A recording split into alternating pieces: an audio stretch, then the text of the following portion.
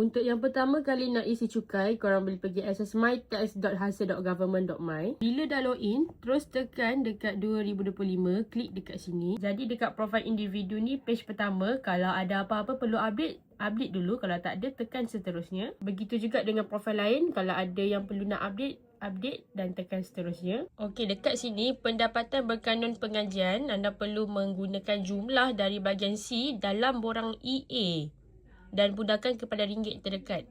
Bilangan pengajian pula masukkan 1 sekiranya anda bekerja dengan satu majikan.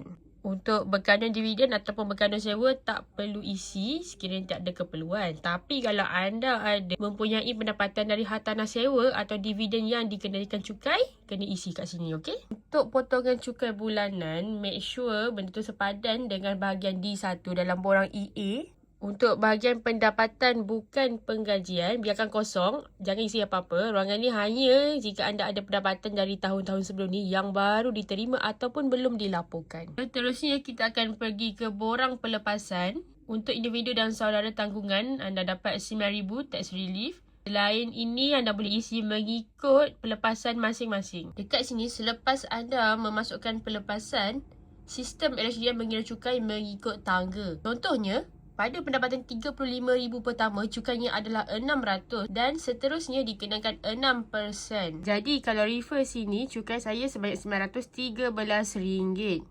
Jumlah cukai yang telah dikenakan kepada saya sebanyak RM714. Manakala cukai yang perlu dibayar pada tahun ini ialah RM913. Jadi, saya perlu tambah sebanyak RM198.